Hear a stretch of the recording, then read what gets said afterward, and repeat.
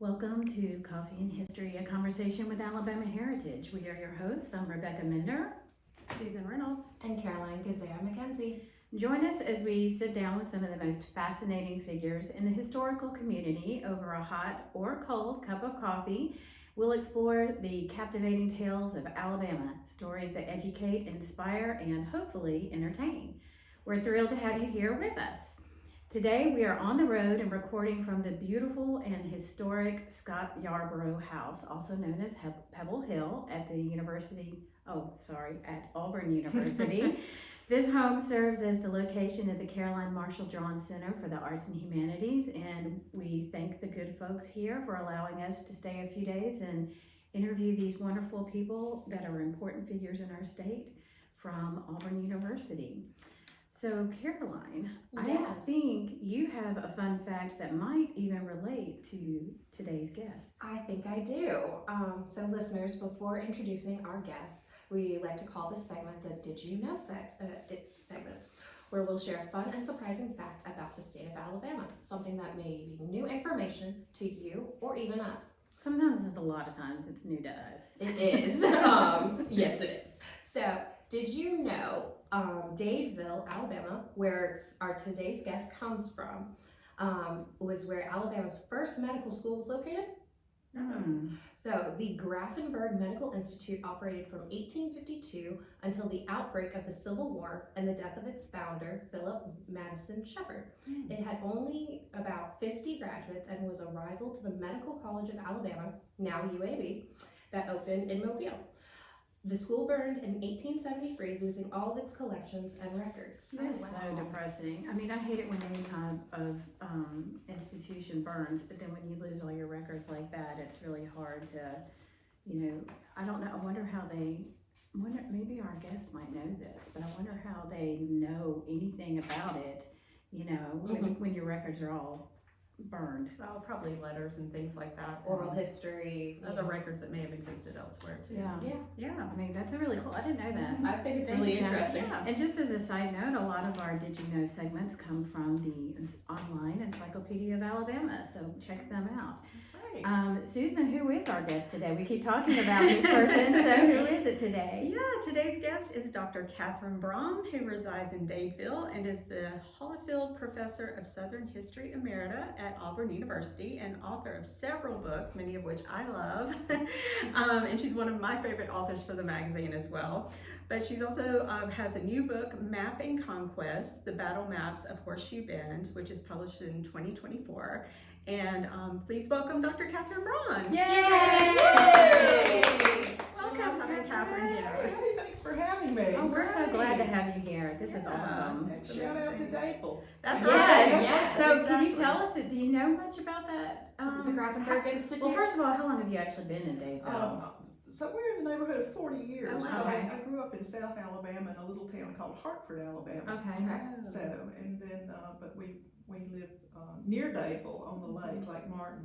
Okay. But I don't know anything about the medical college, of course, except there is an AHA historical marker there, and that's how we have a field trip. We Yeah, need to yeah. check that out. Yeah. Then. And also, Dadeville was home to Johnson Hooper, the Alabama's Mark Twain, who wrote Oh. Simon Suggs and other, Oh, that's right. other Okay. tales from the Amazing. Southwest. So Yeah, that's fun. we I have love a lot that. of interesting connections to Dadeville. Very cool. Yeah. Very cool. But did you when you moved to that area? Did you hear much about that medical hospital? Nothing. Or is it- Yeah. Nothing. Yeah. Absolutely nothing. It's like something just kind of wiped away from the history unless you Absolutely. read the marker. That happens a lot in communities where It is. you don't grow up knowing what happened in your own No. backyard. And your point about fire is very true, and the destruction of records either through fire or just Tornadoes. just tornadoes, Water. Yeah. getting wet in the or just decaying in an Right. attic somewhere. So Right. maybe it's time to tell people, if you have historic records from your family or your family business, maybe you should contact the Alabama Archives, the Department of Archives and History, or your local library and see about getting your family or business papers preserved if they're worthwhile. There doing. was something that was started in Tuscaloosa, and Susan, you may be able to help me. You're talking about the The seventh floor Records project. Yeah, and so that's where they were trying. Do you Okay, know more I'll do it. details? Yeah. So yeah, our local genealogy society in Tuscaloosa, apparently when they were moving some things, or I don't really know the background behind it, but they found all of these old records because Tuscaloosa was a circuit court. Many of them, you know, not early 1800s, but you know, earlier mid 1800s and onward, divorce records, property records, things like that. But none of them, of course, had ever been scanned in or anything. Many of them falling apart. So they started a digital project called the 7th floor online records department. And so they are busy scanning everything in. And they are having people, you know, transcribe the records and things like that. And they've made a lot of really good progress. So it's fun because, you know, if you're researching your family history, because Tuscaloosa was a circuit court area, you had people from surrounding areas coming in to do different things. And some of the divorce records are hilarious because the way they found out that maybe their wife or husband was cheating, one of them was like looking through a crack in the wall, you know, or something like that they found, because a wooden house and it had a crack. So they have that much detail? Yeah, some of them do. That's fascinating. They have. You have to prove cause. That's right. That's right. Yeah, back in the day. So you have to spell it out. Oh my God, it's wild. And adoption records. I mean, just all kinds of things. Well, So I just great. know that there's still a lot of documentation where everything is split by race, and so you have the you know, for sure. the books dedicated just for the white people who got divorced, and then you have a separate shelf just for the people who are black who got divorced. And so for me, when I saw that, I thought, man, that still happened. I mean, because you look at the dates, and you know, it's pretty recent when they started just combining it all. So, you know, those kind of records are really important. And so, yes, you're right. If anybody has a project, they need to call the state archives. They can't always help you with everything, but they can at least guide you toward a place that you can go to. And if you're not located in Alabama, you can also reach out to any of your state archives or your libraries. Exactly. I know my family, who's not local, is doing that right now to donate our family history. That's great. A That's lot of fantastic. archivists have really great YouTube videos as well, so those are helpful. But speaking of research, you never seem to stop, and I love that. So what are you working on now? Are you doing a new book or anything like that? Well, I have my fingers in several pies. I am doing continuing research on the Creek War, which is really centered in this area, and particularly around Dable and Horseshoe Bend. So I'm working on that, but I have two projects that relate to William Bartram, and one is a very odd thing. I found on eBay, of all places, this illustration of a Creek man and woman, and I bought it. It was a lithograph, an early 19th century colored lithograph. It's beautiful, actually. And I thought, this looks oddly familiar to me somehow, and I couldn't figure out how it looked familiar to me, and it finally dawned on me. The Creek man had a tattoo on his chest that was exactly as William Bartram had described. Oh wow! And if your readers aren't familiar, William Bartram was a Philadelphia naturalist who traveled through Alabama. Well, no, he traveled through the Southeast way before Alabama, in the Creek Nation, and left a wonderful book called Travels. That's the short title. And everyone. Scholars from botanists to zoologists to ethnohistorians can use Bartram as a source, but he does describe in detail these indelible marks. They didn't even have the word tattoo at that point that these Indians made, and I started looking into it, and this illustration came out of a Dutch and the first Dutch anthropology or study on anthropology called Mankind Across the Globe, and this Dutch scholar had gotten a hold of the Dutch translation of William Bartram's travels and had one of the leading illustrators of the late 18th century or early 18th century draw people that were represented in these chapters, and so they literally took Bartram's written description and Drew That's images. amazing. So I'm sort of analyzing that portrait. I mean, you said you found that on eBay. How did you run across I something just like that? absolutely. I mean, were you accidentally- doing some kind of search No, I for was just something in looking- I was just particular? looking- I Or was you were just just shopping? Yeah, It's like, just I just shopping. needed a new pair As of one boots. does. You know? As one does.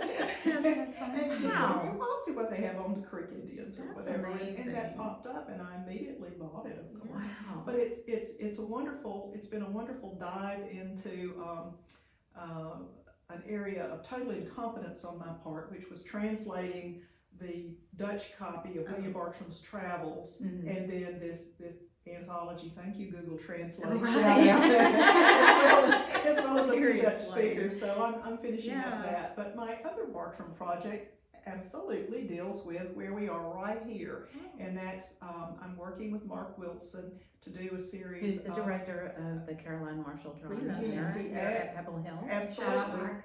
Shout out to Mark Wilson, who does absolutely fantastic work. And he had a vision of sort of educating people about Bartram.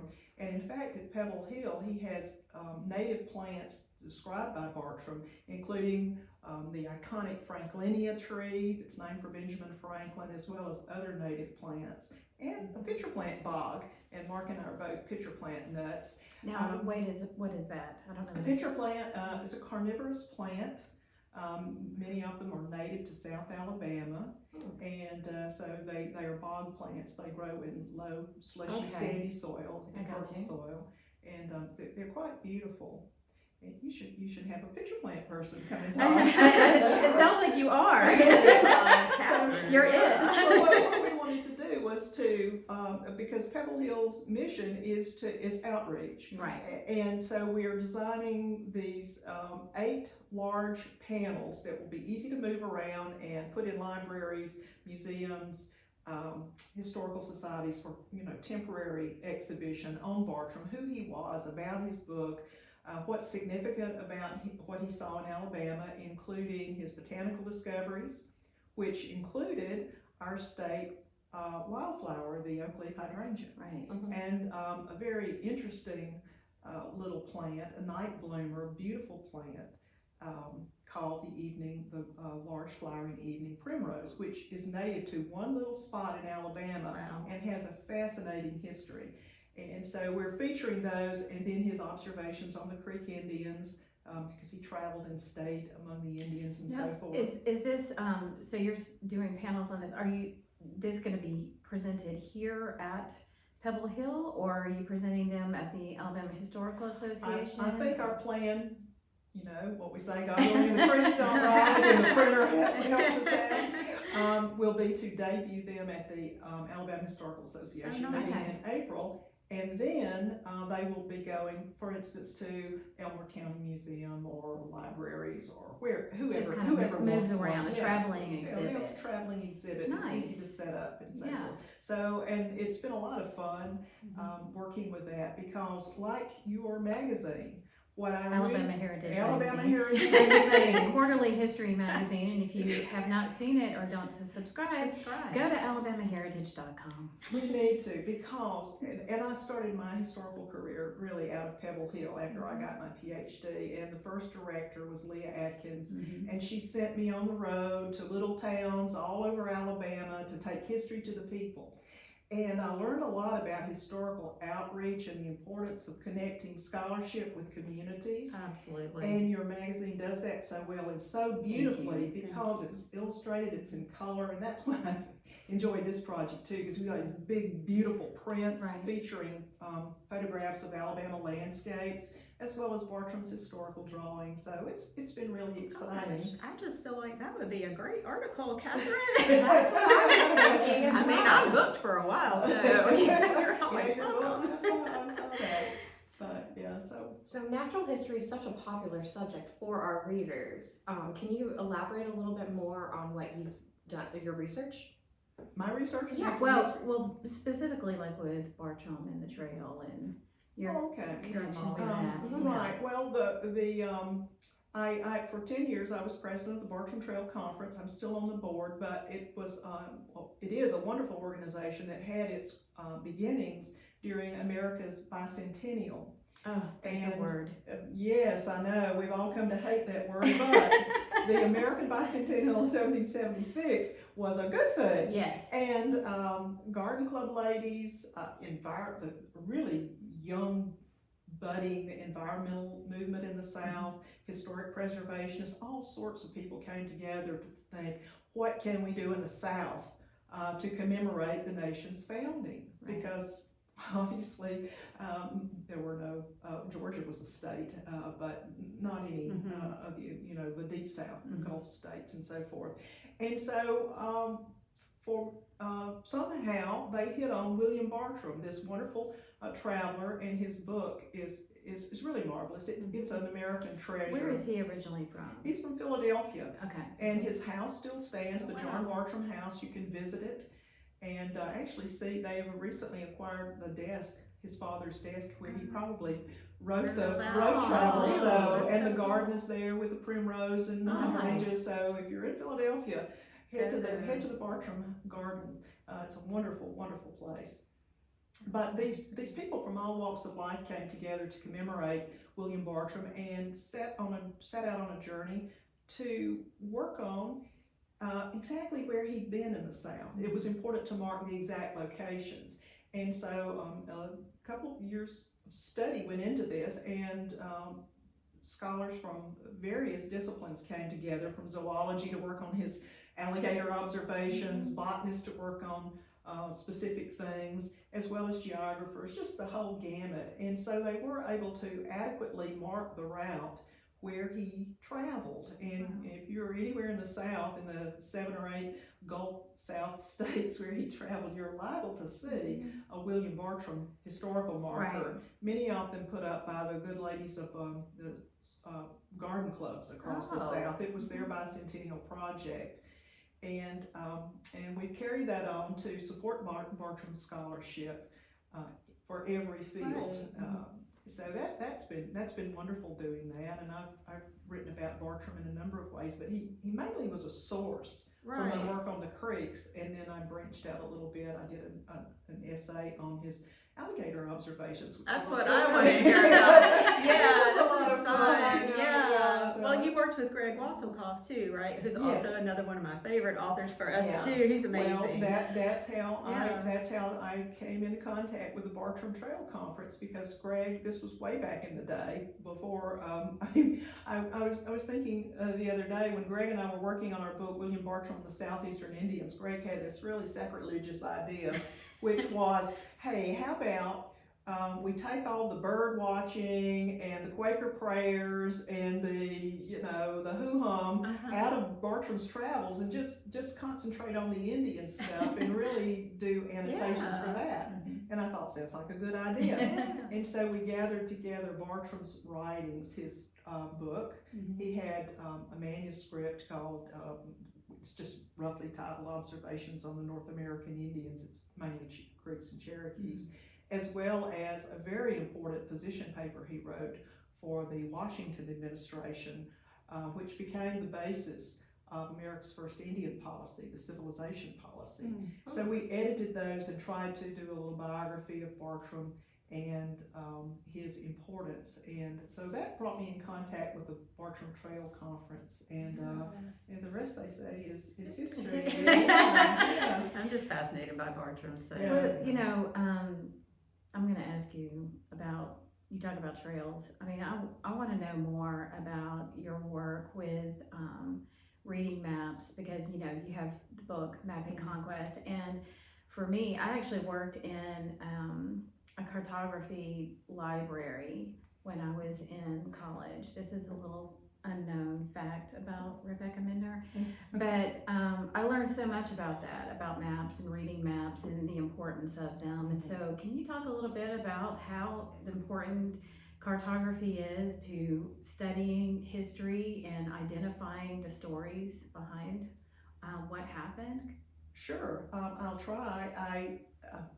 Because you've had to turn into a cartographer pretty much. I mean, you don't create a map, but you've had to learn how to read a map to be able to do, because I've seen you present several times, and just the things that you have to learn to know, to understand, to decipher from some of these really old maps, and being able to figure out what it meant and how that community was built around it and that kind of thing. So it just seems fascinating to me that you really have to, you know, change your skill set to be able to decipher. Right. Well, I was an undergraduate geography major, so that Okay. helped, but not a cartographer. Right. But the most important thing that I take away from my work with maps is first of all, most old maps are not geographic reality. And people think, oh, it's on the map here. And this, Right. This, and so. No, it's a visual representation of the past presented from a certain point of view. And Wow, that is a great elevator Yes. speech, what you just said there. Exactly. I need to remember that. Yeah. We'll back this up and write that down. Yeah. So, But see, that's the teacher in you, right? Like there. novels. Yeah, exactly. But you know, there are different kinds of maps. And one of my favorite maps is from the late 18th century. It's a composite map. Part of it's a map of the Southeast, the southeastern Indian nations. Part of it was done by Bernard Romans, who I've studied, and he traveled through the Choctaw Nation without any kind of modern measuring instruments or anything. Just his skill as a cartographer to map the relationship of towns and where they were. A man called David Tate went through the Creek Nation, and on it went, and then it was combined. But to look at these kind of maps in which they are really trying to look at the relationships between, you know, here's this town and here's this town, and this is the relationship between this town and the road and the river, is one thing, but they're not necessarily drawn all that accurately to scale. Although I'll say that map I'm referencing is probably the best map that was of the Southeast until well into the early 20th century with better methods. But there are those kind of maps, and then there are the kind of maps that I looked at with the book of the Horseshoe Bend battle maps. And these, I just started that project when I found the maps. I didn't find them, they were three of them were really well known. But for instance, one of them was called the coffee map, and I said to a colleague, why is it called the coffee map? Because at the bottom it says, you know, it's done by so and so for somebody else, and you know, other than the fact that John Coffey's brigade goes this way, why is it the coffee map? And my colleague said, well, maybe because Coffey's name's so big. Right. So, no, okay. Well, who actually drew this map? These are all hand-drawn maps that I was looking at in the book. Who drew the map? How did it end up in the Alabama Department of Archives and History? What does it mean? And on for these three well-known maps of the battle. I found that they were all either sort of not cataloged properly, or, you know, it's not in the Library of Congress. This one's actually in the National Archives. So I just set out to sort that out. And along the way, I started finding, well, here's another one. Well, here's another one. There's one in Mississippi. And they're all sort of different, wildly different in the most important element, which was a barricade that the Red Stick Creeks had built prior to the battle. And that is the central issue we would all like to know. What was that barricade exactly like? We have a very small description, but where it was on the landscape, we still haven't figured out. What it was made out of and how it was created. Right, exactly how it was shaped and built. And so I started looking at the maps just to sort them out. Who drew them? Were they really at the battle? And it turns out most of them were. And so the book really examines why they drew the maps, why they're important, and really they are memorials of a great American victory. They do give us information that hasn't been really stressed about the battle. So that was a fun project, You know, because I love dealing with I've always maps. been a map reader, and I know this one right here, Susan thought it was funny when I first started working with her that I didn't have a cell phone that had Google Maps or anything like that, right? And so I would actually print out directions with maps, and because when I grew up, I was a map reader. I And, love a state you map. know, I Great map. still, I mean, we're about to go on a long trip to drive to Illinois, so an 12-hour trip. and I will have my atlas out and I will watch as my husband's driving and navigate and figure out, well, there's a side trip, maybe we should take that. It's I don't helpful. know, maps to me have always been super fascinating, but that's a sidebar. Well, we're all laughing at you, but I ended up in rural Georgia with a road closure, and my GIS kept me going around in a circle. It's nice to have Yeah, it's nice to- yes. Technology always doesn't get you out of trouble. So. There was a self-driving car that got this guy strapped at a airport where it was driving in circles because it wouldn't stop. So technology is not always what it needs to be. That's for sure. Well, going back to your studies, would you tell us more about the gender roles among the Creeks, especially women? The what among the Creeks? The gender roles. Oh, the gender roles. Yes. Well, Creek society was really, gender was very, very important, and your work role really determined gender. So men were, I might simplify it by saying life takers. They were the defenders, they were protectors, they were the military men, and they were the hunters, whereas women were more closely aligned with the vegetable world. With farming, they were life givers, they gave birth and so forth. And so those are the two essential roles. And those continued to be very important right up through the Creek War, although what you get from the documentary record, mainly written, almost exclusively written by men, Right. is that women are largely excluded. Mm-hmm. But there are little bits and pieces that you can pull out to really understand the role of women, and I think that became very important in the deerskin trade, and particularly in the Creek War, because they Creek women, notably from very important powerful families, clan membership, married the traders, and they became cultural intermediaries. They learned to speak English, their children were bilingual for the most part. They obviously were interested that their husbands be successful because that brought wealth to them and their family. And they become very, very important in that regard as sort of behind the scenes players. The petticoat diplomacy, we might call it, keeping their viewpoints in the ears of their husbands, of their close kin, their uncles and so forth, the town leadership, and so they play a role that way. But they are very important, and it's hard to often tease their roles out. It was especially poignant during the Creek War when they come into play very much by either warning people that something's about to happen, being captives and providing information, and you see the totality of the destruction of the Creek Nation during the Creek War, because the women are the ones who are left to largely rebuild their nation, and they did it largely on their own. But those gender roles are very important. Were they a matrilineal society? They were a matrilineal society, and as were most Southeastern Indians, and people are sometimes confused about that. That doesn't mean women ruled or anything. Right. It simply means kinship followed the female line. So a town headman, for instance, might marry his niece, might marry the trader, and so you have an economic and diplomatic as well as a very personal alliance between these people, and so it becomes important that way. So it's her son then who becomes important, and her daughters retaining clan membership, because clan membership was one of the most important factors in Creek life, that large family. Kathryn, one of the things that I've learned over the years of knowing you is how many wonderful people you have mentored.